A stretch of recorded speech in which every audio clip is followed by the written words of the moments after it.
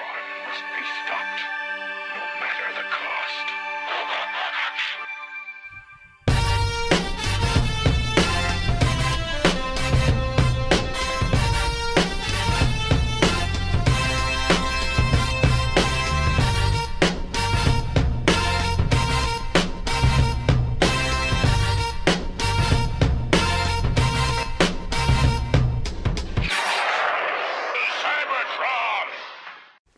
Hello, ladies and gentlemen, and welcome to the Autopod Decepticast. I'm your co-host, Ryan Jett, and I guess this is our de facto holiday episode.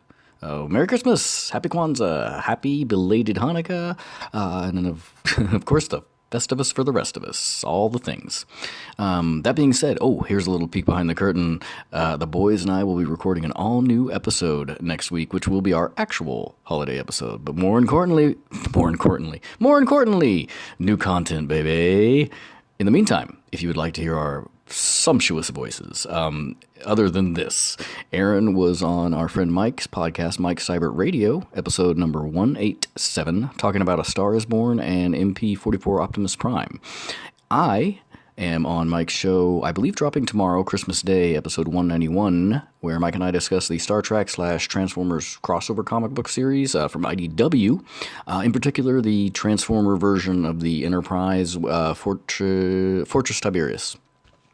Later next week, I'm also on another episode, I think it'll be 192 of Mike's show, where we talk about the extremely unfortunate Den Toys chest add-on for Fantoys RC, which is Rouge. Oh boy, hold on just a second. Okay. I'm sure you can guess what our feelings about it were, but how weird would it be if you tuned in and I was like, I think it's about time that we had a disgusting fleshy tits on a Transformer figure. It's so brave. Our time is nigh. It's not that. It's not that at all. In the meantime, we are up to Script Deviations numero cuatro. I switched it up there. Oh, it's Spanish on your asses. Keep them guessing. That's the APDC promise. Today, we cover episode 51 through 64, starting with the Alicons and the Universal Greeting and running up to the fight with Junkions. So, without further ado, pitter-patter, let's get at her. Wow. Well, hey, that's awesome. Script Deviations.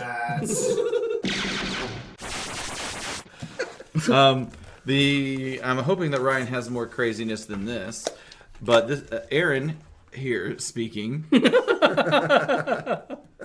My script, the only real deviation is that it says that it's Sharkticons that arrive from the marshy area. So I think originally they envisioned Sharkticons, and at some point down the line, and this is.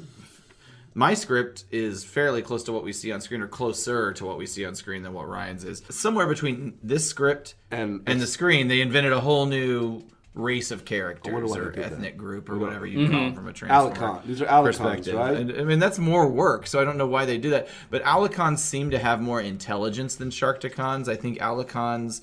actually, I don't know. I think that, they can speak. Sharkticons can't even talk.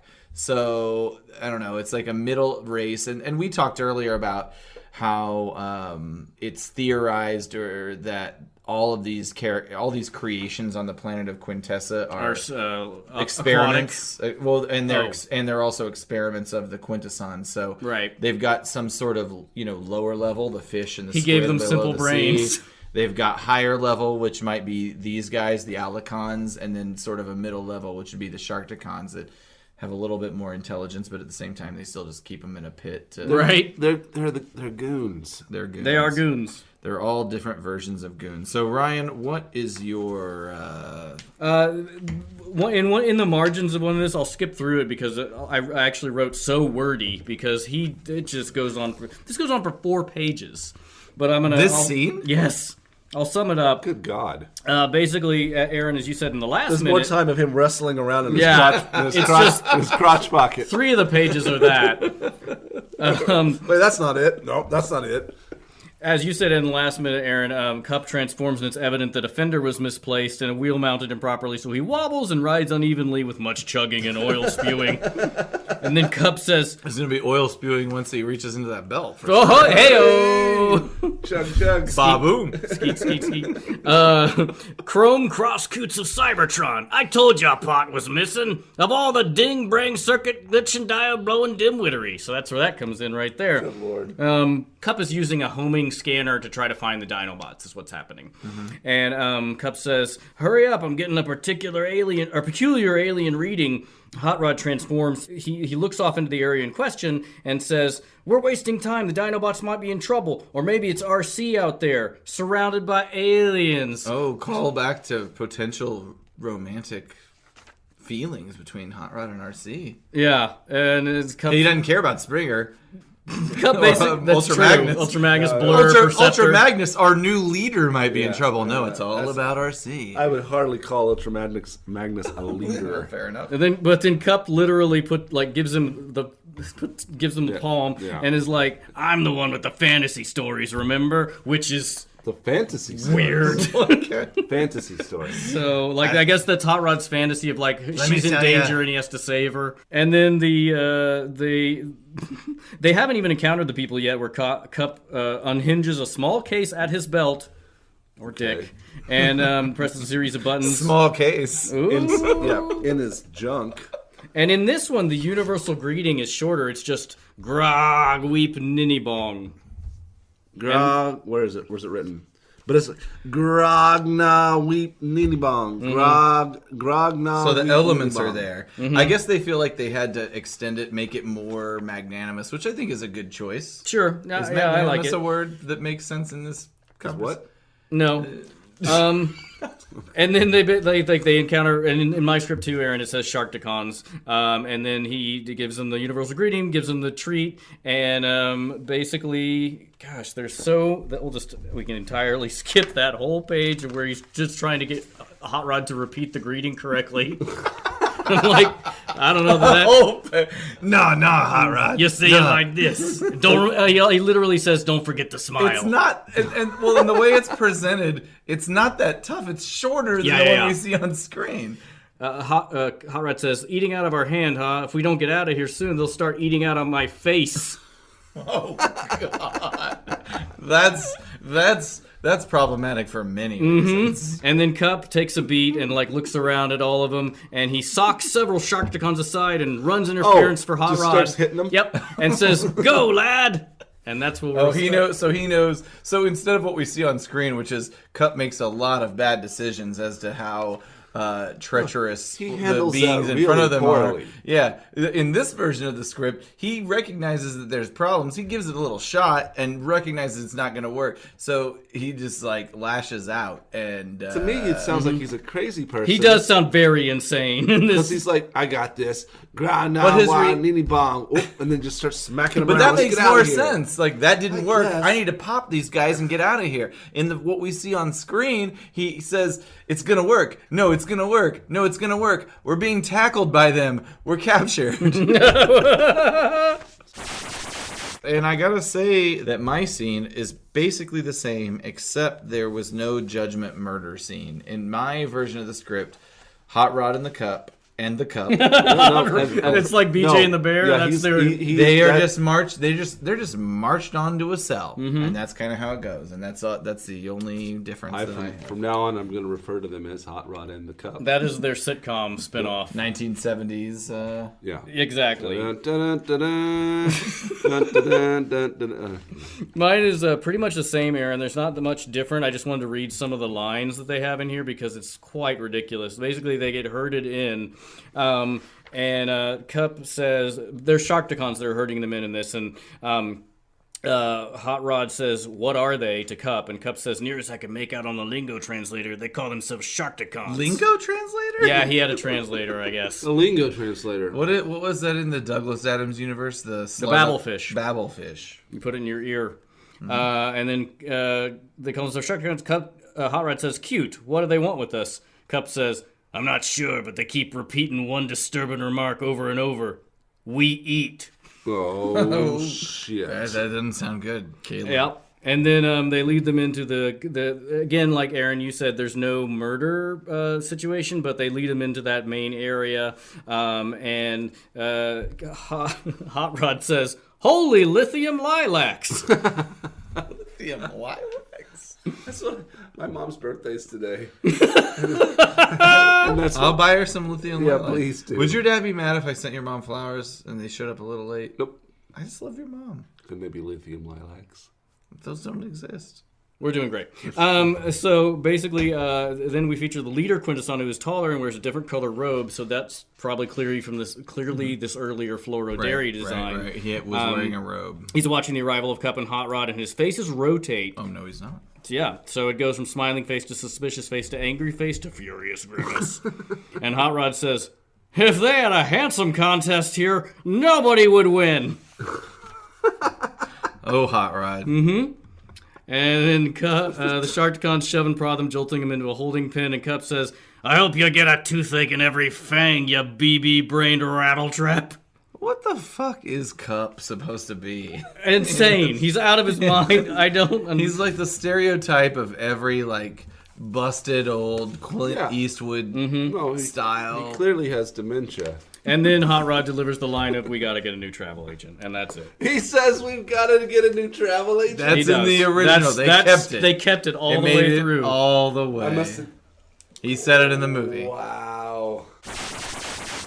All right, so longtime listeners, of course, will know, and new listeners should know, that I typically go first because my version of the script is maybe 2 degrees away from what we see on screen, although there are still some interesting details. And Ryan's script is an early draft, maybe a second or third, a Ron Friedman original that is bonkers, and so we like to let him go last so we can see what this thing was like in its raw states. And so, at any rate, with mine, the notes that I have are that restraints weren't added until after Cup and Hot Rod were put into the cell. They were put in the cell, and that's when restraints are added, as opposed to what we see, which is the complete opposite. Okay. Weird. Kranix connects the Quintessons directly to Unicron, saying it is their job to track down those who try to escape Unicron's wrath and put them on trial. Okay. So the movie, and I don't even think the television show connected the I don't think so to at all. Unicron at all. There was some additional dialogue. Hot Rod asks, "What if they're innocent?" And Krennic says, "Guilty or innocent, the sentence is always the same: death." and he also goes into more description about what Unicron is after Hot Rod asks who's Unicron. Krennic says, "A planet 6 times the size of this one that absorbs everything in its path." And Hot Rod wonders if there's a connection between Unicron and Galvatron. Yeah, I don't like that 6. I'm glad they cut that out because Unicron is clearly much Also, larger. it's an unnecessary it's statement of just scale. like, okay, 6 times. Okay. I don't know how big this planet is, so great. It's pretty random. Most people would say 10, 5, 10. I would just say much 20, 100. Much larger. Much larger. Or just a planet. Which is what they ended up Right. with. So great choices. That's all I've got. Okay, this one's pretty. I mean, it's similar in that we're in the same setting, but it's pretty different. We start off with the Hot Rod looking around. Like in the last minute, he says, "We got to get a new travel agent." What kind of place is this? And then from off camera, figure moves forward slightly and speaking in a harsh basso voice. His name is Granix with a G in this one because this script is still operating on the fact that they are creatures made of granite and stone. Which is a terrible name. It'd be like if someone was named like Humani or so, like Granix made of granite. That's great. Like Humani? like a human. Oh. It was a terrible. I couldn't think off the cuff. Made of humans. Yes. Or like, More like Carboni. like Woodix. Carboni is a Carboni jet. That's my new nickname. Like Woodix, made of wood. How about ceramic Tilex? It's like Tyvex. Plastic X? Plastex. Glass X. You had to get one in. You were sick of us, but you still got one in yourself. Okay, so several other pathetic prisoners are also out in their cells as well. They're all Autobot robotoid type creatures, which is the strangest phrasing. Granix says this is a place of execution if you're lucky. I'm Granix, rector of the planet Lethone. That made me giggle. What is a rector? It's like I don't know, like My dick. that's rectum. Damn near killed him. What is a rector? I think it's like an organizer or like a city planner or like a councilman, something like that. I don't know. Rectum. Cup says they're the Autobots of Cybertron, now Earth. I'm Cup and this youngster's Hot Rod. We don't need to be all informal and jovial as we're sitting in the prison cell awaiting death. And then he actually says in this that the world is called Quintesson, and the Sharktacons are a primitive tribe of cannibals. They serve only their accursed masters, five-faced Quintessons themselves. And then Cup and Hot Rod say, we've only seen four faces. And Krennic shudders and says, Fortune grant that's all you ever see. The Quintessons are feeble but possessed of a cruel intelligence. They send their Sharktacons out to round up any unlucky enough to land here, then put them on trial for trespassing. But what if you're innocent? Guilty or innocent makes no difference. The sentence is the same, like in yours, Aaron. Mm-hmm. Up to this point, we've seen no executions in the script. Mm-hmm. And basically, the sentence is always the same: to be eaten. And then the Quintesson points through there, and points through the door up as he points through the door. The Sharktacons go in. Granix says, "No, have pity!" And they start. The Sharktacons come for him. He falls to his knees. They drag Granix out of the cell. And then, but as that's happening, Cup belts one, so I guess they're in the same cell. Mm-hmm. And Hot Rod drop kicks the other, battering the Sharktacon guard who tries to use the cattle prod device. But then he gets them away, basically like we see at the end of this. And the Quintesson says, "Soon you two shall receive your sentence. It would be well for you to watch, so you will know what fate to expect." And that is where we'll stop there. And we talked about this last episode in your script, Ryan. And it's funny. My script has notes in it that are kind of like the person who found the script and transcribed it to the internet put in it to like note that they know things are wrong about it. There's little footnotes. So my script, this is where my script misspells Kranix as Granix about 3 or 4 times. And there's little footnotes that are like, it's supposed to be Kranix. I don't know why they did this. So that's awesome that you have the explanation for it. What a lazy switchover. Well, they're not stone anymore. What should we do? Honestly, I think they did that so that they could kill them. Because if they're organic rock, that is a little closer to like a living thing. Oh, wow. And I just have you read that? No, that's just my own theory. I just like the concept that they're still like mechanical somehow, like similar to like. I like to think that they're cousins, offshoots, maybe. Which back on, like they immigrated. Speaking of the rocks, that like back on episode 51 on our web page, I in that picture of my war that I had on the couch with the toys, there are some rock lords in there, which are basically I think they were GoBots. Yeah, they were. I think they were GoBots. Yeah. Mm-hmm, mm-hmm. So in my version of the script, the dissolve after Kranix's death is to the team on Junk, not to the Dinobots. Oh. So that's how they planned it originally. But when it does reintroduce the Dinobots, there are all kinds of traps. Not just we saw that pit open up, that spiky pit, but there's all kinds of other traps being sprung all around them, narrowly missing while the Dinobots ignorantly stumble about it. At some point, there's like a Venus flytrap that almost eats Swoop as he's flying about.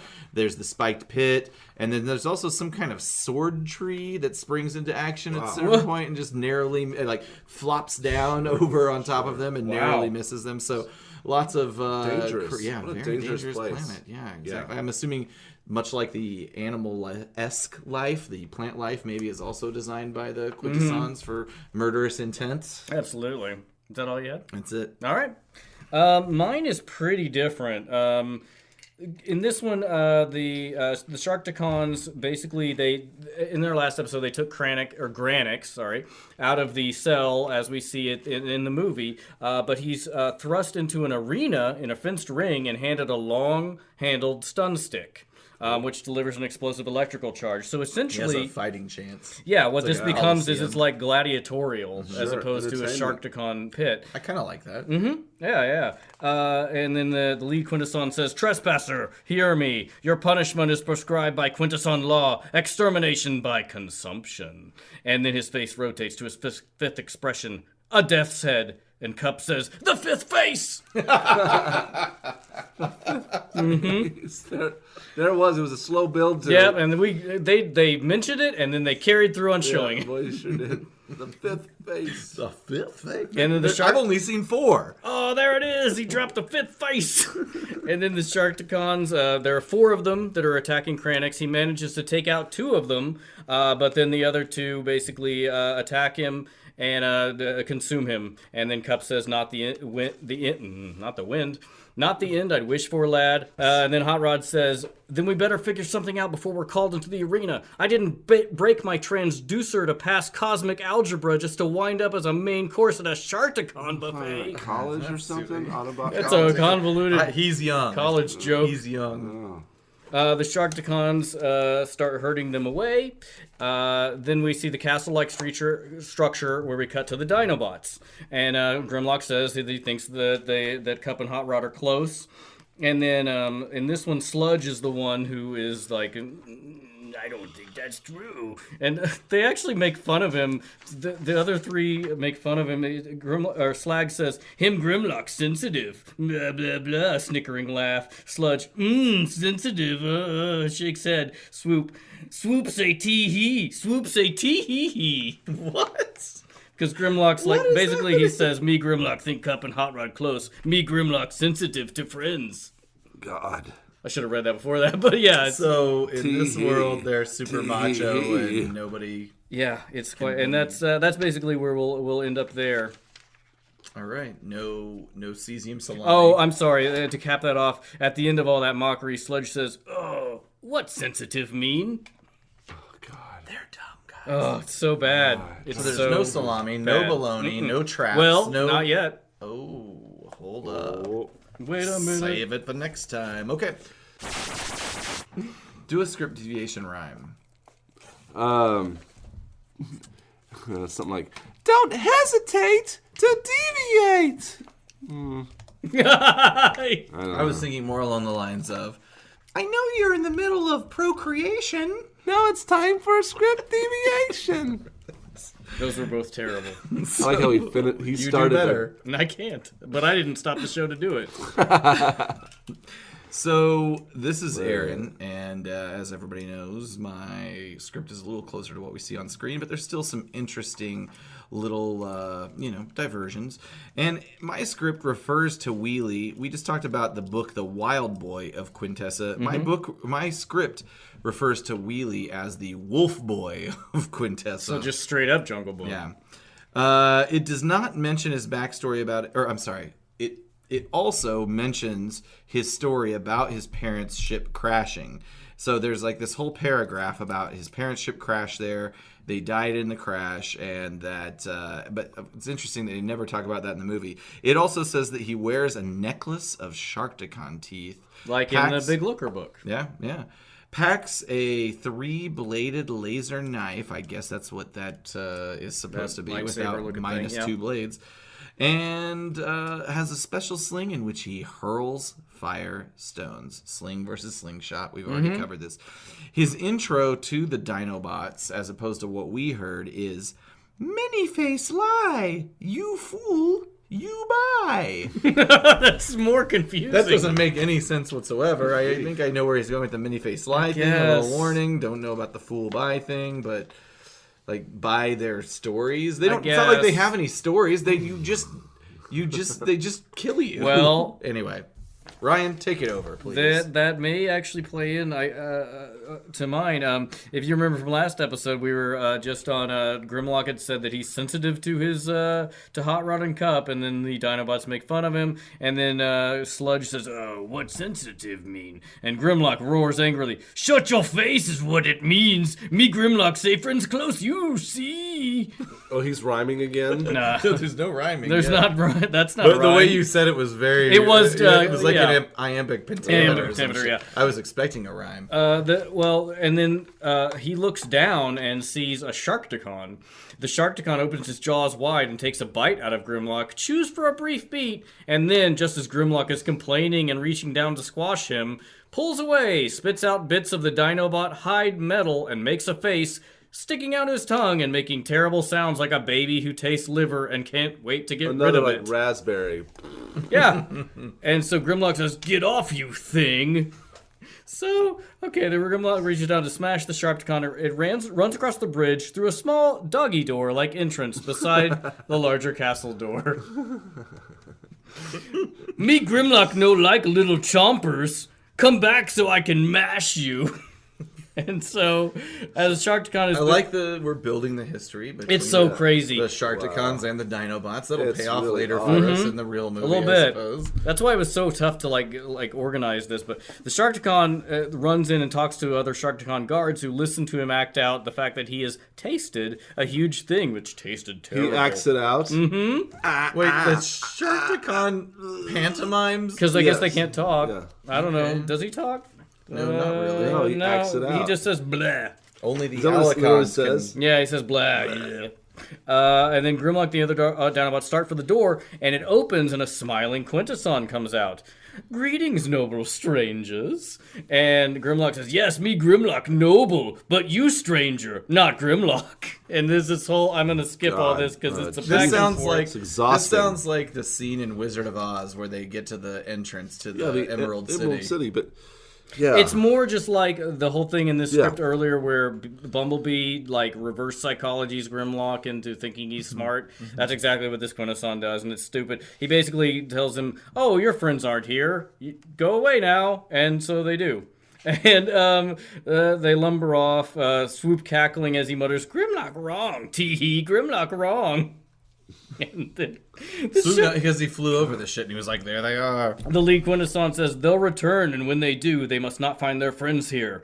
His face rotates. I sentence them to consumption. His death head appears. And then... is that the fifth face? Yep. Wait a minute. What was that sentence in consumption in reference to? The Hot Rod and Cup. He's Oh, like, so the that's Dino. He thinks the happening Dinobots as- are going to come back because he Okay. led them off, They but gotta they're get going to rid come of back. them. Okay. And then we word. have the long So shot. at this moment in the movie, we're dealing with something we haven't actually seen on screen yet, which is Hot Rod and Cup's. Well, they haven't done it yet. He's saying we need to do that now. Okay. And then we cut to the Galvatron in deep space. He flies toward the camera, reacts to sounds of the soda straw sucking and lip smacking, in which the cold beam, as in Jester's energy-draining straw, keeps sucking up all that shit. And Galvatron says, hear me, Ingester. I, Galvatron, demand an audience. I looks up, off, aghast. Ingester! And then we'll cut there. All right. The first scene with Galvatron and Unicron happens before the Dinobot Beryllium Bolonium scene in my version of the script, which is fairly inconsequential. And it starts off with the same, Galvatron asking why he's tortured him. Unicron explains the failure. Galvatron says Ultra Magnus and the Matrix are destroyed, to which Unicron explains the Matrix cannot be destroyed. Oh. Like, he should have said that right off the top, Well, if that's the case. What the by fuck? way. Oh, Wait. Didn't But- you say earlier in your script that he specifically says destroy the No. Autobot Matrix? I think in your script, Aaron, he says, get it for me. Like, bring it Right. to me. Oh, Right. bring me the Matrix. That's right. That's right. Okay. Right. And so in that sense, I guess Galvatron is failing him. Yeah, every he just chance. didn't He's- take notes. Right. Yeah, exactly. He's like, I got the gist of it. Yeah. Okay. It's all the same, right? But anyway, that would be helpful up front. He also goes on to say that Ultra Magnus is at the planet of junk. Stalk him, cut him open, and bring the Matrix to me. Cut him So, open? Yeah, a little. Oh, to cut it out. Cut him, Okay. yeah. Cut it out. And the scene on Junkion happens. Sorry, I just Night Court imagined. reference. No. That's from Family Matters. Yeah. It was No, it's from no. Full House. Full House. That's what I meant. Oh. What's his name? I can't remember the actor's name, but Joey. cut it out. I just imagined him as Unicron. The worst casting. The scene on Junkion happens right after the moon base with Spike and Bumblebee gets destroyed, so that's a little sequential difference. Okay. And around the same time that we see Perceptor bossing people around, Daniel finds out his own suit has Swiss Army-like parts, like a welder, which Blur teaches him to use. Cool. Basically, Dave everything has Coulier. his name. Thank you. He had his own show that came on after Full House that was like, I feel like it was a prank show. I think my it God, lasted I a don't remember season that or at something all. like that. I always hated that guy. Did he do voices on it? Because he loved doing voices. He's like He seems like Johnny the Squirrel. yes. He seems he's a like broke dick Frank Welker. oh shit. He seems like a nice guy in what I've read of like and seen of him in person, but like man, I can't with the act. I always thought Frank Welker was the broke dick Frank Welker. Sorry. You did say broke dick Mel Blanc at one That's point. That's true. Securing our hatred and rivalry with Yeah, we can never have anyone on the show because we've said terrible things about everybody. Insulting. So Ryan, what's in your script? Well, okay, I had to actually go back and read the script earlier because the last time we saw Galvatron was like a staggering 27 pages ago. Oh, wow. Yeah, and so I went back and read it, and what we saw was it was when he destroys, quote-unquote, Ultra Magnus' shuttle and tells Cyclonus to go to the Earth base because Galvatron intends to claim the fruits of this victory from Ingester personally. And so that's where that starts. Gotcha. That's where we're catching up to that point. Gotcha. So, okay. Claim the fruits, not destroy the Matrix. Well, he thinks it's destroyed or whatever. All right, Unicron is now twice as big or as large as before, and its colors have changed again. And we move closer, we see that the features on Unicron, the tree trunks and grasses, have fattened and become sleeker, fuller, and like the rest of Unicron, brighter. Galvatron, voiceover. Your planet has become truly majestic, Ingester. Huge, beyond dreams of vastness. Who's saying that? That's Galvatron. Okay. And so he settles down on Unicron, and he says, "Perhaps you fed too deeply of the energy of Earth. Much more, and your appetites may exceed wisdom. You may hunger for Cybertron itself. That I cannot allow." And there's a bellowing roar, and the ghostly voice of Ingester. "I? You dare speak of I?" That's anyway. Never. Your Ingester is Mickey Mouse. Yeah. Are you trying I was doing a ghostly voice, so I was taking your bit. Yeah. I'll take Cybertron if I want. I, you dare speak of I. And then there's another belching roar, and he says, "You are my worm. You are not an I." And Galvatron says, "I've served you well, I." "You have failed to complete your mission. The one called Ultra Magnus still exists." And then he says, "It's impossible. Deny me not, blah, blah, blah." There's a lot of words in here. And then he says, "You will do my bidding. I shall mark the way for you."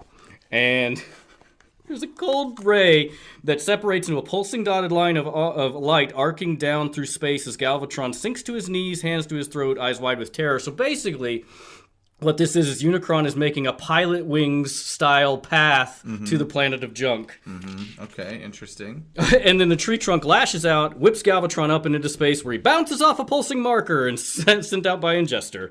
And then I still need to understand, like, do they reference him as Unicron in your script yet, or is he just called Ingester? I can't. Yes, because it says Unicron right here, so it's like both. Okay. I don't know. Odd. Yeah, maybe like Ingester's a title. Maybe they're calling him Ingester. Well, we'll find out. It's like Khaleesi. But once he transforms in your script, then he is revealed as Galvatron, I guess. You mean Unicron? As Unicron, I mean. So, and then after Galvatron's gone, Ingester says, "Cybertron, eh? Yes. Another moon would slake my hunger, though. Another moon." And he eats another moon. You should that makes sense. You should edit out what I said a while ago because I got the word Galvatron and Unicron confused, and that would make no sense. Nope. And then we skip It's over... part of your role as the everyman. Well, and so we skip to the planet of junk, and then we see that Blur and Springer are using their there's a flame jet from their finger to weld the knuckle joints of the new canopy. And there's a wide shot to include Daniel, and says, "This exosuit is fantastic. Want me to do that?" And Blur says, "Weld, really? You? Well, why not? Give it a try, but think it through first." And then this is another scene where he's thinking, welding. Thinking? Yes, exactly.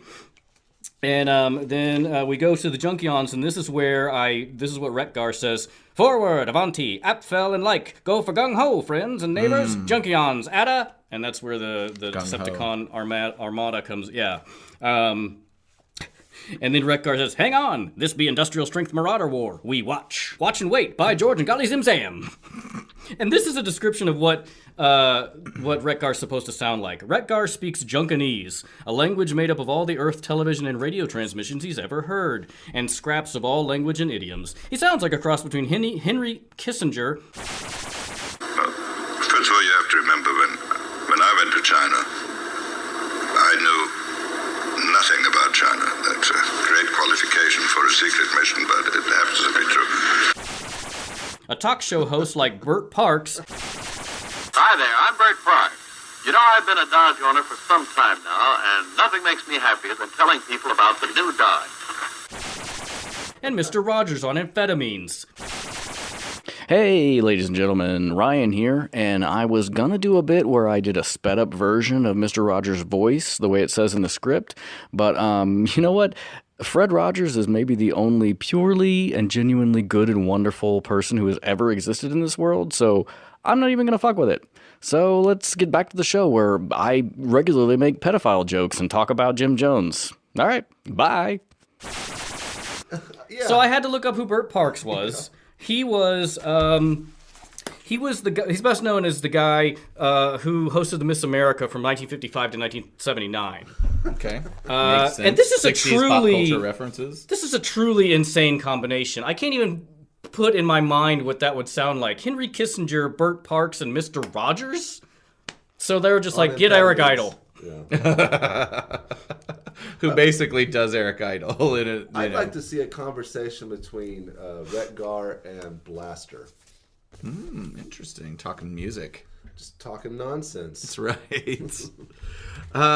Was Blaster another rhyming robot? I'm trying to remember if that was a shtick. I don't know if it was in the show. He rhymes early on in the script, in my script anyway. Okay. I can't remember if he rhymes in the show, but he did say no way two can play. That's true. Okay. Right. Yeah. Maybe, that's right. Maybe he rhymes on demand. Okay. Cover your receptors, Perceptor. I don't know. There's another rhyme. I'm going to hop into it. My version of the script is mostly similar, except for the fact that Perceptor gets a kill, guys. That sequence where he and Magnus are running, he gets hit with a laser, and in the script, Magnus stops to help him, and as a sweep roars towards them, Perceptor transforms into a cannon and fires, obliterating the sweep, and then saying to Ultra Magnus that, "My lacerations were primarily superficial." Oh. And Ultra Magnus is like, huh? Right. And then Springer from far away, "He means he's not hurt." And that's the only difference in my script. Oh, I don't have that. So in mine, this is Ryan. Springer, this is right after Ultra Magnus says, everyone away from the shuttle. We've got to draw them off and then double back.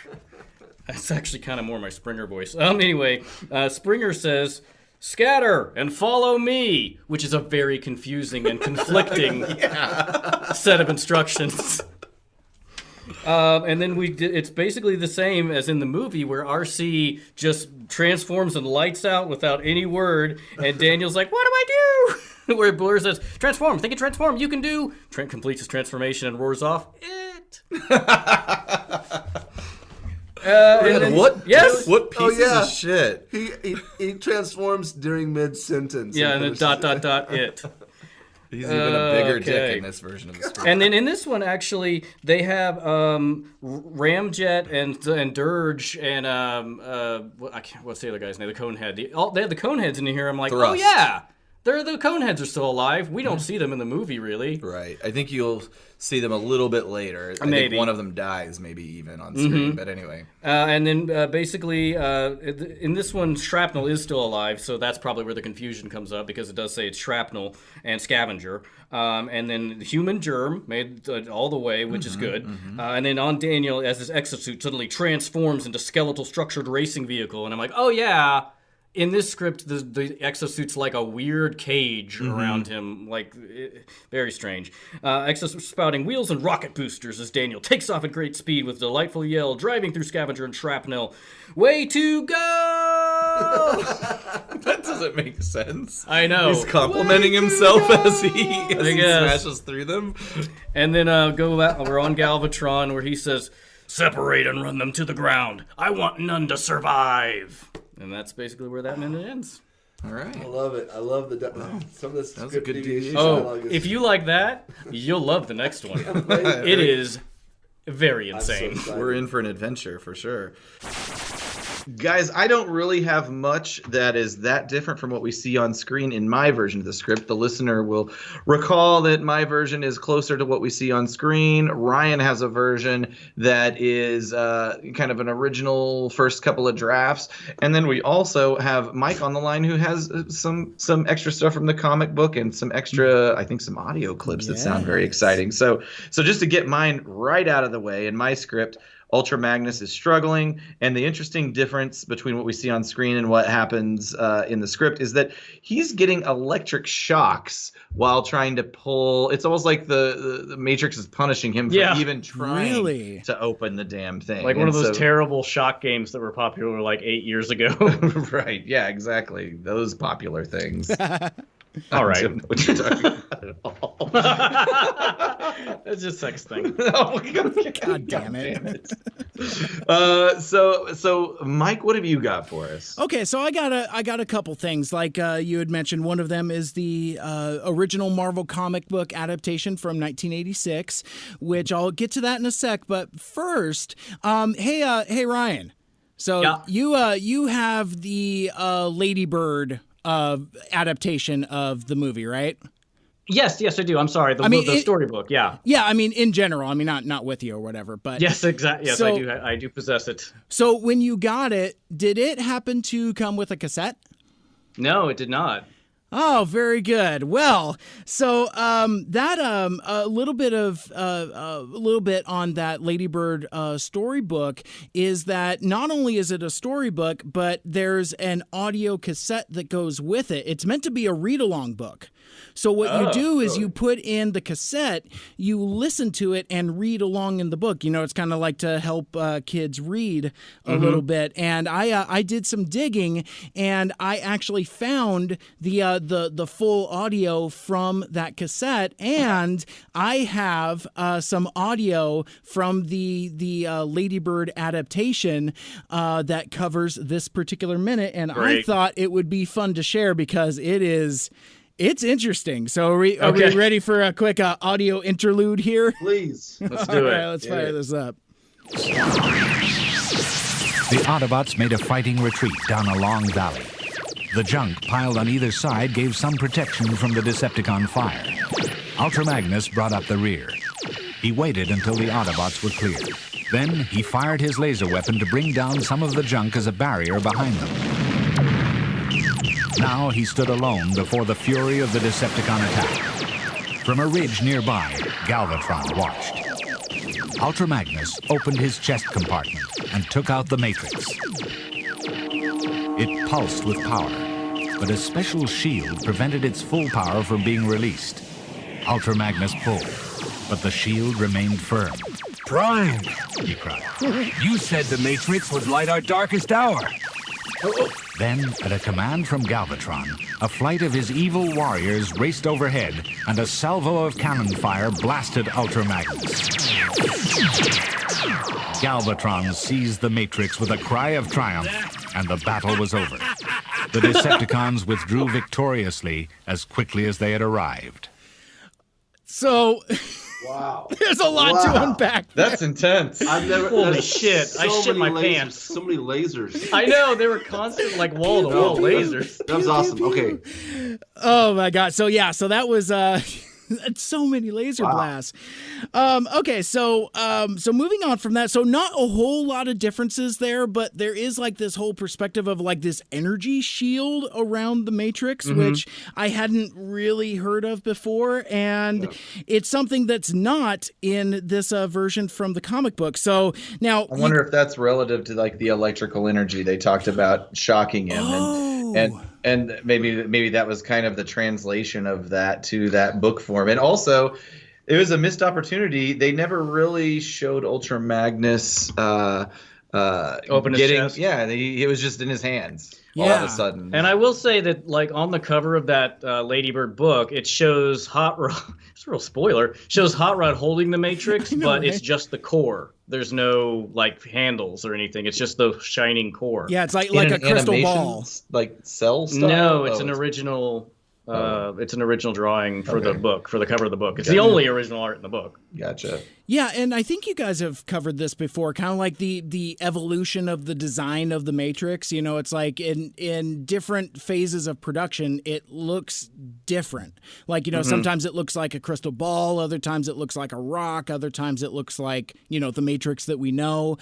So that design went through several phases up until the final animation in the final movie. So I'm going to read a little bit from this comic book. Now, this was issue number 3 of the Transformers the movie adaptation from Marvel Comics. It was adapted by Ralph Macchio, and I have to warn you here, not the Karate Kid, the not that Ralph Macchio. Yeah, apparently this guy is like a guy that's a guy. Like, he's written like Spider-Man comics for like 30 years and is a pretty prolific writer in terms of Marvel Comics. But he's trying to do a lot with a little in this comics adaptation. It's bonkers because like all of the speech bubbles are full of exposition. So they try to do a lot. So I'm going to try to get through this as best as I can. So we're going to pick up where Cyclonus and Galvatron kind of show up. Cyclonus comes to a halt in midair as Decepticon leader Galvatron leaps out to confront Autobot chief Ultra Magnus. So we meet again, Autobot fool. Unicron, the planet eater, informed me that you had not died in our last encounter and that I would find you on Junkion, Galvatron says. You have something I desire. Give it to me now. Give me the leadership matrix. He says, pointing at it. And I'm going to take pictures of this to, forward to you guys to put up on the website if you'd like. Sure. So Ultra Magnus is seen struggling with a prototype version of the Matrix. It's just kind of like a green block. And the caption reads, "The Matrix, an Autobot object of unbelievable power that was recently passed on to Ultra Magnus by the late Autobot leader, Optimus Prime. Why won't the Matrix open? Prime said the Matrix would light our darkest hour, and now I can't even remove it from its casing." To which Pretty casual dialogue there. It's like, I can't get the cap open. And also, way to show your hand to the bad guys in front of you. Because like Galvatron's like right there. So the next panel, it's Galvatron pointing and kind of like what we see in the movie, and the sweeps over his shoulder. The fool can't even make the leadership matrix works. Sweeps, quarter him is the order. You turn the page.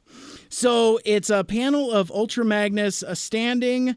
The 4 sweeps come down. There's laser beams emitting from them with sound effects that say spring, spring, spring with various I's and N's and G's. It's very dramatic. And then the next panel, no defense is possible as the stunned Autobot commander is lifted by the 4 Decepticon sweeps. And it shows him with laser ropes around his arms and ankles, and he's holding the green Matrix cube.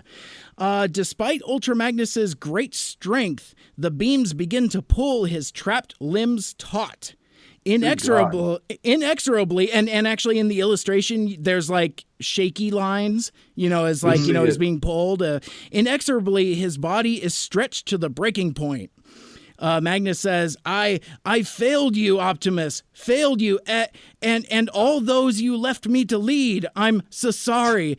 So very sorry. And then in the next panel, he explodes, gets torn apart. Yeah, we found a quick reference to this online. We're looking at this. That's really disturbing. Isn't that brutal? That's the one. But then I love this because it kind of matches the movie. The Matrix just kind of falls into Galvatron's hands, and he says, just what I'd hope would fall into my hands. And the last panel is him holding the Matrix, not unlike the final movie, except if I don't know if you could see it on your version, but it's just basically like it's a green cube. It kind of looks like a delicious lime jello treat, but it's got like this weird plug on the side, like like the cap that Ultra Magnus couldn't open or something like you were talking about earlier. Maybe it's some kind of weird plug of some kind. Nothing, Ryan, really? No, well, I was gonna say maybe it's a fleshlight. Yeah, there you go. It's like, I mean, somebody. Sorry, I was just looking. I'm sorry, I was lost in thought of like, I could fuck that cube. cube. Sorry he let you down. I know. Right? I mean, it's like somebody's fucking that thing, right? But yeah, so Galvatron says the leadership matrix of the Autobots, its power incalculable. Unicron, my master, in quotes. With this, I shall make you my slave! Exclamation point. I do like the way the Matrix. Presumably that was. I mean, I think when that comic was written, they were working off of a mid-stage script. Yeah, the movie wasn't done, and so they didn't really have any sense of where the design of the Matrix would go. I like the way it went on screen versus what we saw on the page there. Ryan, why don't you take it away? What I've heard rumor that we're in for an interesting ride here. Fucking strange. Okay. I'm gonna compress some of this because it's like there's a lot, but basically when we left off, it's kind of the same. Where Galvatron is shooting at the Autobots as they're running away. In this one, he pulls Perceptor aside, and the shuttle isn't destroyed, and so he pulls Perceptor aside behind the shuttle, and Ultra Magnus says, "Did you do what I asked?" And Perceptor opens something like a steel attaché case, which has been clipped to his belt, sets it down. Attaché? Absolutely. Attaché case, yes, sir. I did, but the tolerances are not quite as close as I would have liked. But then, see for yourself. Perceptor transforms to microscope mode, and Ultra Magnus looks through the eyepiece into the attaché case.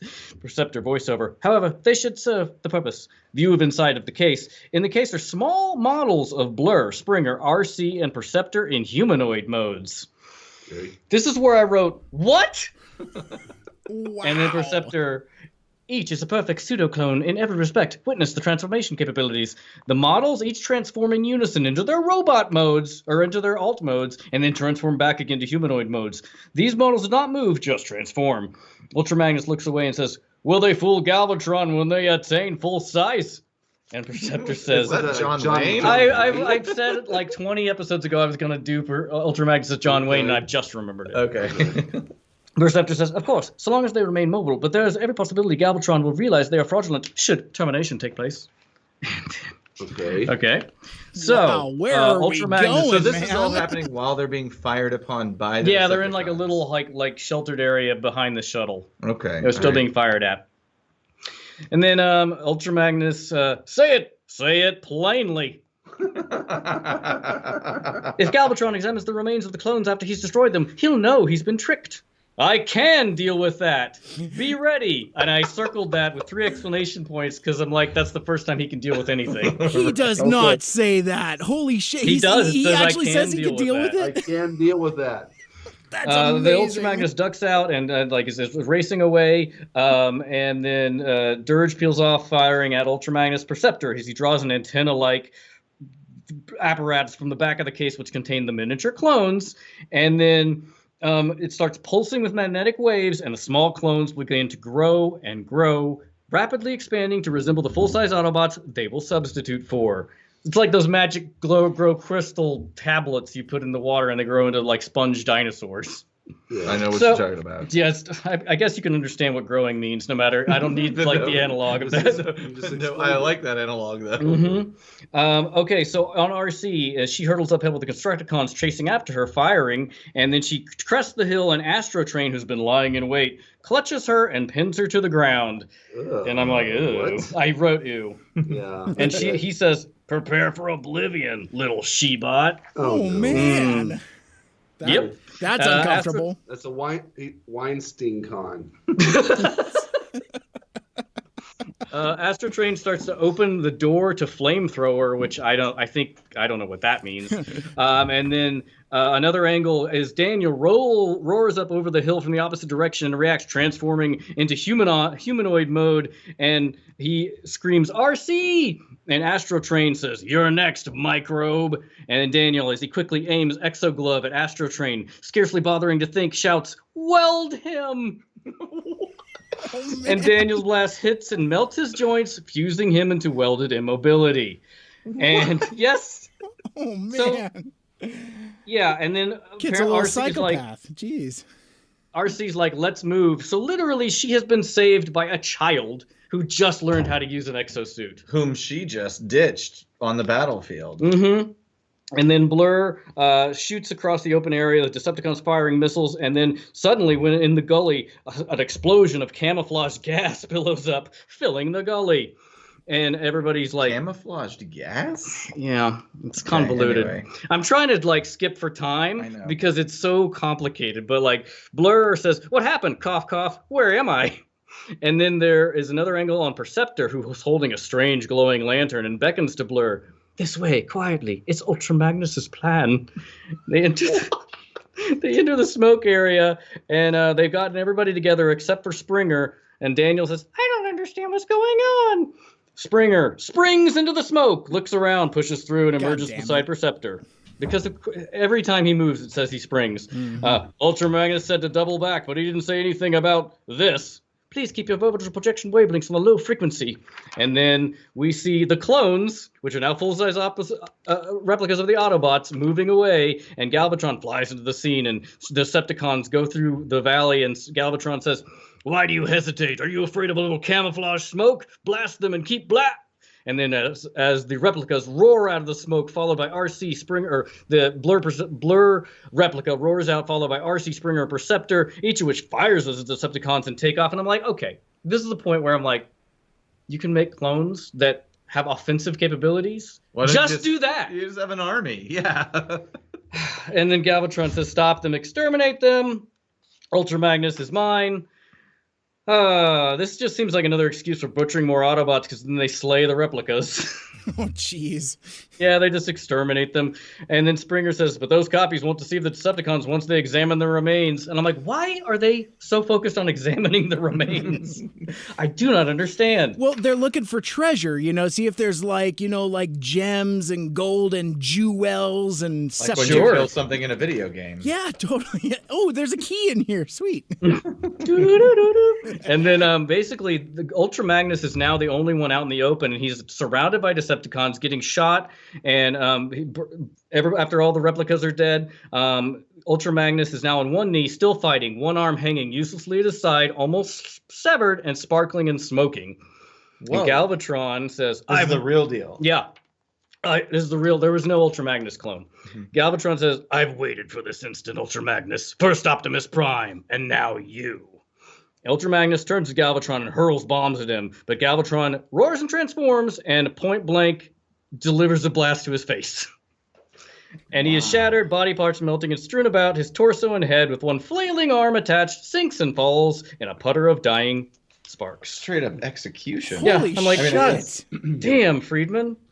Galvatron kneels over Ultra Magnus, and here's where we get into the buzzsaw. He extends a razor saw extension from his hand, brings it down on Ultra Magnus's chest, and says, "Now I shall have the final prize of conquest." Cuts into his chest and extracts the life spark of Optimus Prime, which, if you remember, in this script is not a physical object; it's a ghostly tiny prime. Right, he's like a little mini spy, basically. Just like a tiny little white shining As opposed Optimus to the Prime. Matrix of Leadership? Yeah, I don't know if you remember whenever he passed it from Optimus to Perceptor, or from Optimus to Ultra Magnus shot a beam into Prime's chest, and a ghostly Optimus Prime went out of his chest into Ultra Magnus. There was no physical Matrix. No. Just the life spark. It's the life spark, yeah. And he extracts the life spark and places it in a small bottle, which hangs around his neck. Do they refer to it as the Matrix? Does he say anything like, no, the Matrix, I want it? They call it the life spark. Okay, all right. Sorry. So he hangs this bottle around his neck, which is like, I wondered how they would deal with the non-corporeal Matrix, so they just deal with it like he's catching fireflies. Like Tinkerbell. Yeah. And then Victory's ours return to Earth and stop all energy supply from Majester. And then intercut to Daniel and our friends during the Life Spark operation as they react with anger and sadness. And I'm like, well, but you fucking didn't do anything about it at all. And that's the end of that minute. Wow. Wow. Huh. Binockers. Binockers? Binockers. That's a cross-reference between bananas and bonkers. That's true. Binockers. I enjoy it. Thanks. So while Hot Rod and Cup are on the plank, instead of whispering to each other about not being able to transform, instead, Cup we get a little payoff on that whole missing part scenario. Cup says to Hot Rod, "Remember when you put me together today?" And Hot Rod says, "Sure, that's all I've got to think about." And then Cup says, "I know what part you forgot."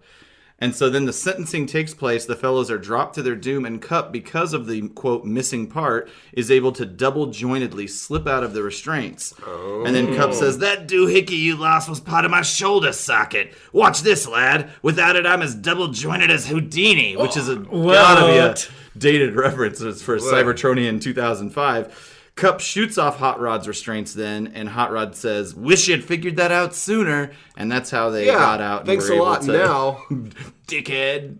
It seems like I think it would have been funny if Cup was. Wow. Remember what is Cup's? How does Cup ask the question? What does he say? "Remember when you put me together today? I know what parts you forgot." So it'd be funny. Remember when you put me together today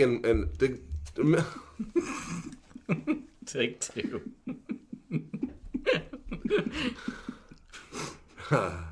Remember when Cup said,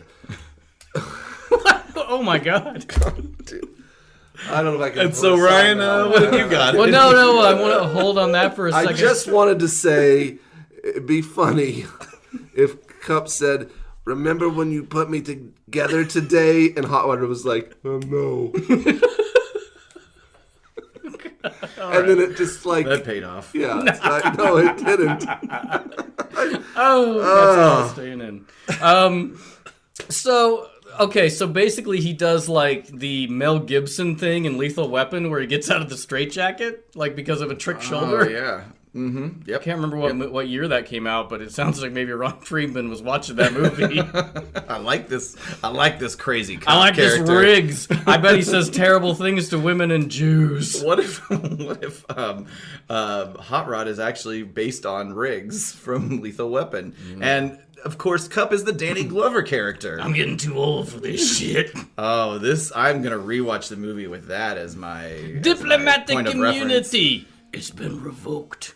So Ryan, what do you got in terms of deviations? If you remember on ours, on our last Script Deviation, whenever we talked about the Quintessons and like Arbalest getting killed, it wasn't a Sharktacon tank. It was basically an arena where he was given a stun stick and had to fight to the death. Okay, so it was very gladiatorial to begin with. Yeah, and so here we are at the arena at the Quintesson Castle compound, and they're herded in Hot Rod and Cup are herded in this arena, and they face the Quintesson leader who says, "Trespassers, you have been found guilty under the laws of Quintesson."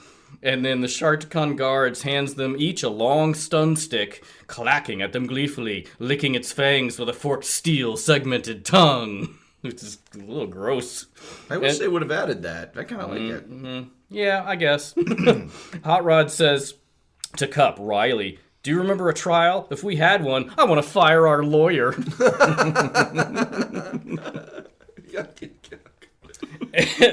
And then Cup hefts the stun stick and says, their heads seem their only soft spot, lad." Which I don't understand that sentence. They're all head. At all. Yeah. And then turns to Hot Rod, very solemn, and I thought this was interesting, and says, "Till all are one." Oh, and this comes in a couple of That's these episodes. That's what people say when they're accepting death. Yeah. And Hot Rod, "Not so fast with that farewell stuff. I have an idea." And then we angle on the lead Quintesson. He rotates to the death's head. "Therefore, I now sentence you both to..." And then Hot Rod twirls the stun stick like a quarterstaff, exploding the heads off of two Sharktacon guards, and twirls it and forces it at the ground, and then like it runs like a pole vaulter. Hot Rod shoves the end of the stun stick into the ground just ahead of several Sharktacons, and it explodes and shoots him into the sky. Whoa. Yeah, and then he like launches toward the lead Quintesson in the tower, in parentheses, or grandstand. He can't decide. This comes in a lot, whether it's a tower or a grandstand. I don't know. And then the Quintesson face starts rotating, and Hot Rod volts into the shot, landing right beside the lead Quintesson and pins him against the wall using his stun stick in a horizontal position across the lead Quintesson's neck. And if you remember, this is still going off the fact they're bipedal, I think, in this script. It's still fluorodairy. And then on Hot Rod and the lead Quintesson, as the Quintesson face rotates to the angry expression, he says, "You cannot escape!" And Hot Rod says, "Maybe not, but neither can you!" And that's where we'll stop for that episode. Very action-packed. Yeah. With Hot Rod and Cup taking control very quickly. Mm-hmm. It sounds pretty cool, actually. It's an interesting the evolution from that moment to this moment, because I guess I get what they were going for with this whole like trial, and you're found innocent, but you still die because we're ruthless, cold-blooded killers. But you don't even know what they're on trial for. Like the whole like just idea of a trial just doesn't make sense in this context. And at least in your version, I guess it makes a little more sense because I mean it says they've at least been found guilty of some trespassing or something, right? But yeah, I guess it is weird to even have it in a trial format as opposed to just an execution. For why not just fun. be sadistic? Yeah. I guess it just makes it all seem like higher weirdness. I don't know. Yeah. It's a strange component. Yeah, I don't think it flows perfectly. But I'll take it. Yeah. Well, when you see what you want, you're gonna take it.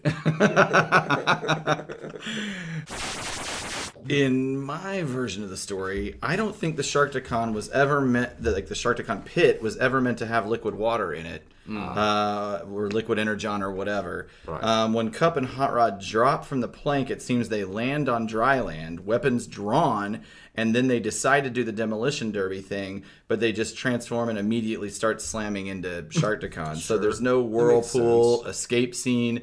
There is mention of a wave of larger, more powerful Sharkticons appearing after they've done some smashing that eventually appear and overrun and overpower them. Oh, they get overpowered. Yeah. Interesting. It makes more sense that the Sharkticons would have some water to swim around in. Yeah. Whereas Also, their name is Sharkticons. I still think they should have been called Piranhacons. Yeah. It could have worked. I like it better. So like Let's write to Ron They Friedman look more like piranhas. and be like, "You dumb." You're dumb. Here's my critiques on your script that we're talking about on a podcast. For fucking like 90 hours. Yeah. It sounded so resigned right there. We're on the home stretch, fellas. Both of you. We're just going to coast this one out. Guys, we just hit the 1 hour mark. Yep, right here at the end of this episode. Congratulations. 1 hour. So Ryan, what do you got going on? Okay, well, Cup on the arena floor. He stands with the back against the tower and holds a stun stick out menacingly as a phalanx of Sharkticons confront him. And Cup says, "Well, lad, what now?" And Hot Rod maintains a hold on the Quintesson, furrows his brow, and says, "I don't know, but I'm open to any reasonable suggestion, and I'm talking anything." And then basically the Quintesson rotates its face to a smiling expression and laughs in a very ugly manner. And that's it. Oh, that's all there is for this one. What a tease. There's a fair amount in the next deviation. one, yeah. Right, but okay. like again, I've been trying to keep it with what the action we see in the movie. So that's fair enough. My script does not actually have that much different. It's closer to the movie. It doesn't really. The main difference is it really doesn't go into detail about the specifics of the action that we see on screen. Really, it sums everything up in one statement of Cup and Hot Rod are overrun. There's no grand entrance with a door flattening the prosecutor. It does say there is a, quote, war whoop, and then the Dinobots just appear. Sludge is swatting Sharkies with his tail, Grimlock is eating them, Slag is barreling into them, and Swoop is basically doing what we see on screen. There's no mention of Wheelie and his slingshot, which is fair because despite the fact that we see Wheelie attack, it doesn't really do anything. no, You don't really need him. It's just an irritant. yeah, it does appear Pretty worthless. that way. Yeah. So, anyway, that's it. This is Jet? pretty different. Cup is now fencing here and there with a line of Sharkticons and says, "They won't stay back much longer, Rod." And I'm like, don't call him that. That's stupid. Even Rod Serling hated it when people called him that. And then there is some more back and forth between the Quintesson and Hot Rod. Hot Rod says, "Get back and stay back, or I'll take apart this phony judge." And the lead Quintesson says, "How frightening." He rotates to smiling face. The lead Wait, Quintesson... that's a different Quintesson than the one No, it's the that one Hot he's Rod- holding. Okay. And he says... So you said that these were the bipedal Quintessons, but... They still have rotating faces. They still have rotating faces, okay. Okay. And here's where the lead Quintesson's head suddenly flies up and away from his neck, and the rest of his body falls with a clatter to the floor. You don't need that body. Nope. Oh, I like this. And he flies out and flies away. Another Quintesson shoves out a new body and neck onto which Lead Quintesson's head flies and locks itself, where he says, "Now carry out the sentence, devour them!" That's so interesting. I can see how that evolved Exactly, to yeah, where absolutely. we ended up. That's crazy. That's awesome. And then Hot Rod joins Cup at the bottom, and he says, "Well, it wasn't a bad try." "Aye, lad, not bad at all." There's more fighting between them, and then there's an angle including Quintesson, and then there's spectators and prisoners in the jail cells and stuff. I would have liked more of that in what we saw on screen. Well, there's the prisoners, including a huge robotoid warrior of glass with iron fittings, rattle the gates of their pen and shout encouragement to Hot Rod and Cup. Ad-libs of "keep fighting, get as many as you can," etc. The Sharkticons are closing in, and Cup says, "Till all are one." The battle on, and then there is a sudden wail where Swoop dives in with a screech, scoops up Hot Rod and Cup. And the prisoners in their pens, they shake their cages with more encouragement, and then the gates glow red, flame, and explode away to reveal Grimlock standing there, who's let them all loose, basically. And he says, "Fight!" And then on the huge glass warrior, as he roars and breaks the paling off the gate, runs to the arena and skewers 1, 2, 3 Sharkticons as other prisoners stream out and attack. And then there's a bunch more fighting, and then Hot Rod says, "Let me down, Swoop. I want to kick some Quintesson." And Swoop swoops laser breath across the arena, striking the fleeing Quintessons. And Cup says, "They're finished, Roddy. It's over." Yeah, Roddy. I don't like it. And then on Grimlock, Wheelie riding his head, using his sling, and he roars and destroys the grandstand with one sweep of his tail, casting remaining Quintessons into the arena. And the Sharkticons turn away from the Dinobots, prisoners arriving, and clacking furiously start closing in on the Quintessons. Okay, the tables have turned. So a little peek into the next minute that we're going to have as well. I also really liked the game Goonies 2. Talking about the sling. Okay. I was like thinking about the evolution of sling to slingshot, and then for some reason it reminded me of Goonies 2. I don't remember Goonies 2. You never played that game? I might have. I don't It's recall sort of it. haunting. It's weird. There's it's a side scroller with a lot of adventurous stuff happening, but then there's also these weird 3D elements where you're walking through different cubes, or almost like Contra, like dun dun dun dun dun dun, dun, but you can go left and right, and it's more maze-ified. Ultimately, you're trying to save a mermaid. I don't understand why it exists as a game and why it's called Goonies 2 and not just Goonies, but it was a good game. Okay. Sorry that was way good. out of place. That was good from what I talked about. That was good content for that minute. I've completely forgotten about what you were talking about. I've really got nothing notable. Okay. So Ryan, jump into the insanity. We go to the Quintesson is the lead Quintesson says rotates to the angry expression, says, "Back, we are your masters. You dare not defy us. Back." And then the huge glass warrior clasps hands with Grimlock, who lowers Wheelie and basically like the Sharkticons or the Quintessons are on the run. And Hot Rod says, "We can't hang around. You can handle things from now on." And the huge glass warrior robot smiles, grunts, which is weird. Cup, seeing Wheelie, looking up at him cockily. "And who might you be, my young bantam rooster bot?" What? Bantam rooster bot? Bantam chickens are small chickens, but it's a weird reference. But yeah, you would know that because you raise chickens. Yeah, but it's not maybe why it was cut. It's not a universal reference. Bantam rooster. I mean, I get bantam. That makes sense then with bantam weight. Bantam weight, yeah. It's like. But I never knew it was associated with it. Yep, that's where it comes Why from. rooster? Because of his colors? I think just because he's all just a he's general reference to him being small? small and feisty. Bantam rooster bot. I think Cup's phrases and sayings in this movie or in the script are getting more and more Insane. insane. He might have some kind of. It He might has be onset old of dementia. Autobot dementia. Yeah. Interesting. So instead of Grimlock, Snudge. None of us can speak today. I know. Good lord. Sludge nuzzles Wheelie with his huge head and says, "Him, Wheelie, good friend. It's UNH. Yeah, And then Sludge licks Wheelie like a huge dog. And Wheelie reacts, feigning disinterest, but clearly pleased. That's weird. Resume on Hot Rod. "Nice to meet you, Squirt, but like I said, we've got to split. Our friends are counting on us to do a job." Turns away, speaks to Cup. We've got to find space transportation if we're going to make time. And I'm like, AKA ship. Yeah. Just say ship. Why? Well, good editing. Yeah. As it turned out. And Wheelie says, fly, sky, fly. What? Question. Sky fly? Like, that's his way of interpreting what they need to do. I guess. Hey, kid, get lost, says Hot Rod. Cup says, wait, lad. And then to Wheelie, you know where we can find space-worthy vehicles? Again, I'm like, a ship. Just say ship. Wheelie points and says, or just points, and then it says, to a spacecraft that bears the 5-faced insignia of Quintessons. And Cup says, a Quintesson cruiser. I wish they would have developed that logo. Yeah. I don't know how crazy that would have been. They transform and take off for the ship, and the huge glass warrior robot smiles and waves, grunting his farewell.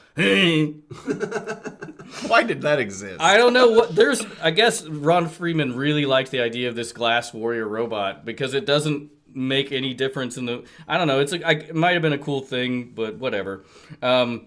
And then they get to the ship, and they get in there about to close the doors, and Wheelie's just standing there, and Hot Rod goes, okay, come on board, but I think I'm going to regret it.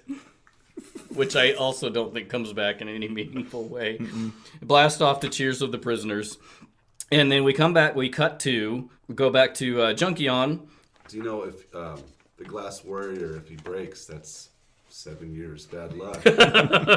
That's it's not just glass in general, it has to be a mirror. You just ruined my joke. Sorry. Okay, we cut back to Junkion where the Decepticons are still there, and they're basically like, Scourge is like, should we examine the remains? And if you remember this convoluted thing where Ultra Magnus and Perceptor had these clones of the other Autobots, and they grew in size, like, and they were just like drones that were walking around, and that's what the Decepticons destroyed while the other Autobots were hiding. Yeah, I remember that. And then they actually destroyed Ultra Magnus, though. And then Galvatron says, carrion for the cesium crows. More birds. More cesium. Yeah. And he says, yeah, fuck all that. To Earth, Decepticons. While I, Galvatron, pay a final visit to Ingester and cancel our contract forever. Which is the lamest, like, action hero catchphrase ever. It's like, that belongs in a diatribe of like, I want to cancel my membership at Planet Fitness. I do make lots of references throughout the time we've been doing this to Megatron and or Galvatron's interactions with Unicrons. Like, I do refer to them a lot as like business meetings or having a checkpoint or an employee review. So I like that reference. I like that line. It just, I don't know. It's not badass in any way. Cancel our contract. I want to turn in my resignation. Yeah. I want to quit the bank. So then they leave, and the Decepticon forces rise and escape JBL. A beat, we hold on the remains of Ultra Magnus as the remains of the replica clones of Blur, RC, Springer, and Perceptor start shrinking and dissolving. Oh yeah, those. Mm-hmm. We gotta get rid of those so somehow. it's like if the Decepticons had stayed 30 seconds longer, they would have known it was. It's just like it's just, I don't know. But they didn't even destroy the clones, right? Or they did. Okay. That's why they thought they killed the Autobots, because they destroyed the clones. All right. And then Daniel comes into the frame and looks down at Ultra Magnus's remains. He sacrificed himself to save the rest of us. Not really. I don't think he planned on sacrificing himself. Or did he? I think he did. Yeah, he did. I think he did. And that's where we'll end. Otherwise, he would have just put a clone of himself out there. Oh, true. Holding the real Matrix. Why didn't he do that? Oh, not the real. Why didn't he have if they had clones, why not a fake Matrix? Yeah. Well. That's It's almost like there are holes. That's going to be the premise for Transformers: The Movie 2, Electric Boogaloo, written by the team of the Autopod Decepticast. Really, all I have is an interesting script note on the Junkions. Pretty much everything we see on screen is in the script, but here's what the script says about the Junkions. Junkions are an interesting species. They ride themselves. That is, the Junkions ride transforms of themselves, that's their typo, not mine, so that if their vehicle breaks down, the driver will become the vehicle and the vehicle will transform to become the driver. They are gibbering, singing almost a wild kind of junk rock, war cry song, which, like their language, is constructed of bits and pieces of the museum junk of our culture. A humorous, aggressive song which makes a surreal kind of sense. Slice 'em, dice 'em, and that's all, folks, or your money back. Wow. Which made me think, if our friend of the show, Close Kuntosh, if you ever have the time for a side project, Junk Rock starring the Junkions would be something I would fund on Kickstarter. I mean, partially fund, not totally fund. I don't have all the money in the world here. So, and then Caleb will also like the fact, and I think Ryan was going to go into this maybe a little bit, that the script describes the action we see on screen as Road Warrior style chase. Okay. So they've taken it directly from the movie. So you're right, yeah. That's So the love of my favorite movie ties into this movie. Yeah. That's amazing. And I didn't even pick that up until I read the script, but I mean, obviously, since that's your favorite movie, that makes sense, and I guess it did translate well to the screen. Awesome. Good job, everybody. Ryan, what have you got for us? Yeah, so we, at my point, we're looking at Ultra Magnus's remains, and Daniel has said, Ultra Magnus, he sacrificed himself for the rest of us, and Springer puts a hand on Daniel's shoulder and says, he loved existence, Daniel, but he loved us and the future of Earth even more. Which is the clunkiest dialogue I've ever. Can you imagine that at a real funeral, like when Caleb dies? Yeah. I'll give a eulogy. He loved He existence. loved to be alive. Caleb. Living was good for him, and now he doesn't. The ghost of myself will be thankful that I'm not around to hear that bullshit. We're not coming to your funeral. I'm not inviting you to my funeral. I wonder if you could make a guest list for your funeral. Or specifically have instructions in your will. This person is not allowed. I'm sure that's possible. Okay, so Blur comes in, agitated, very fast, very nervous. The time for mourning is not at hand. There is no occasion now to look back and reflect on the meaning of life or anything else. What? Yeah. Perceptor says, what are you trying to say? Blur points off them. And the them that he's pointing at is Wreckguard, an army of Junkions, as they are moving into battle array at our friends and the shuttle, which I was like, oh yeah, the shuttle hasn't been destroyed in this version. The Junkions are on motorized tricycle-like vehicles and cut down junk-built buggies and tanks a la the vehicles in Road Warrior. And they are gibbering, singing almost in a wild kind of junk rock war cry song. Like you said, Aaron. And I'm like, all right, I can see it. And then basically, Wreckguard's lines are exactly the same here as we see on screen. Then we have a Road Warrior-style chase, and there is a Junkion with a Nazi-type helmet. And he runs along, and then alongside Springer, throwing the grappling hook, basically the same thing there. And Springer knocks him down. Daniel says, way to go, Springer! And but Springer says, hold the congratulations, because as the guy who gets knocked down keeps skidding through the roadside junk, the junk starts sticking and restructuring itself around him, so he starts rising up, still skidding forward in a new humanoid junk body shape, fully operational. So instead of actually reattaching an arm, he is actually rebuilding himself with the junk that he is smashing into. Yeah, kind of like a nanotech kind of thing, I guess. Like a snowball sort of situation, rolling up a hill, but except a junk ball turning into a robot. Or down a hill. It's on flat ground. Yeah. Which the way they did it, I mean, they did a stripped down version of that, basically. You couldn't really, I mean, you could animate that, but it's very complicated. Like, I guess the way they did it is just, we can stick our arms back on. Right. And then on RC, a Junkion in a steel turban with a cobra head in the center, which feels a little racist, starts coming at her, but she bounces him off again. He rebuilds himself, and that's where she says they're indestructible. And sounds like Serpentor.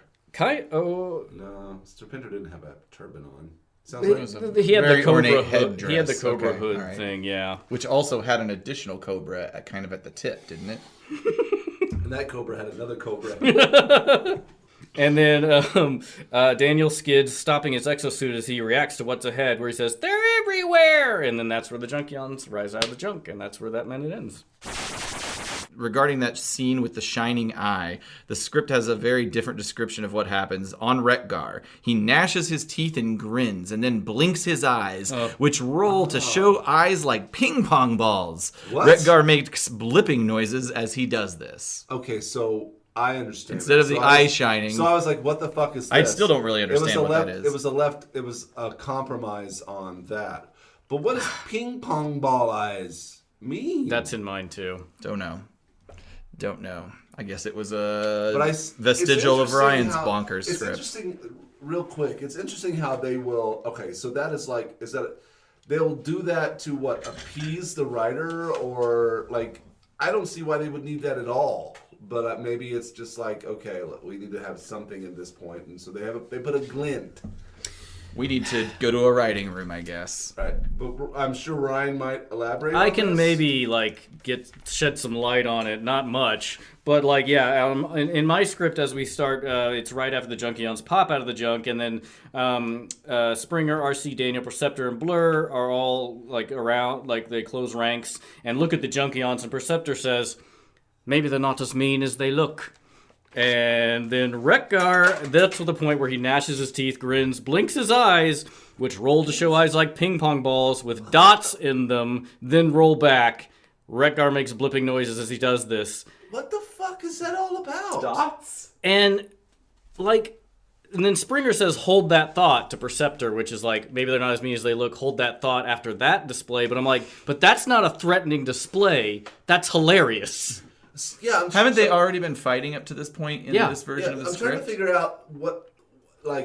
figure out why that demonstration in his eyes would somehow communicate to the audience of the script, us or whoever, that they are not evil. I really don't. Why would they do it to begin with, and why would that thing convey that thing? I don't think they're like. First of all, so he says, I don't think that. Obviously, we eventually need to understand that they're not on the Decepticon side or against the Autobots. But the fact that they say, I don't think they're. What does he say? He says maybe they're not as mean as they look, but And then they do that to demonstrate it. To demonstrate they are mean, because then Springer says, "Hold the thought." I think it's fucking weird. It's just very weird, yeah. And then basically, like, because next, RC looks at Junkion, stifles a scream, holds Daniel close to her. Junkion flips out a snipping tool with a blowtorch head, starts moving toward RC with snippers working, laughing as he moves in. Then Daniel, stepping in front of RC bravely, "He'll have to get by me first." And then Springer moves toward RC protectively as Blur also takes a fighting pose. And I'm like, guys, she can fight. Like, I hate this protecting of RC. Like, because she's a woman, they wouldn't. If you substitute any other Autobot in there, it's very weird. You know what's kind of sad is that instead of giving RC the opportunity to knock out Retgar, they give it to the child. I know that's always, but yeah, and also I question as to like. I don't know why I like Perceptor saying maybe they're not as mean as they look. I think maybe he'd say more like threatening. Based on what? Because he speaks very clinically and specifically. Like I just don't think he'd say mean. Oh, I don't say. I'm not asking like how he's saying it. What is? Yeah. What's I don't know why he said. Like, yeah, that doesn't make any sense either. So I guess then their behavior is to demonstrate that they're a wild card. I don't know, man. It's weird. Anyway, that's it. That's weird. Maybe that is what it is. Then the ship starts coming over. There we go. That's the end of that. Yeah, I hate that. Yeah, I hate everything about it. I don't like it. That's it.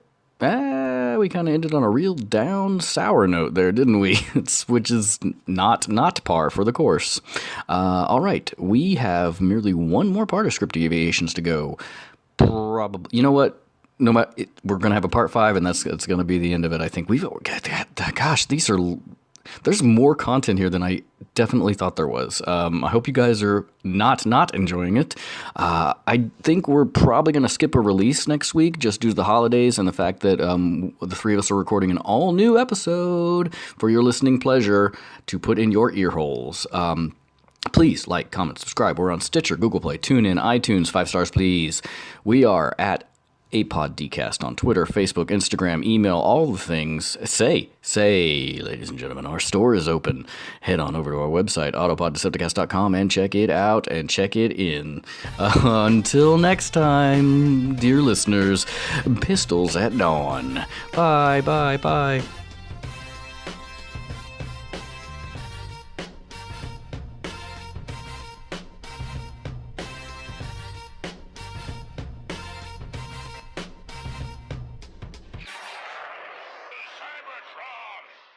Blow cells, where we sell good.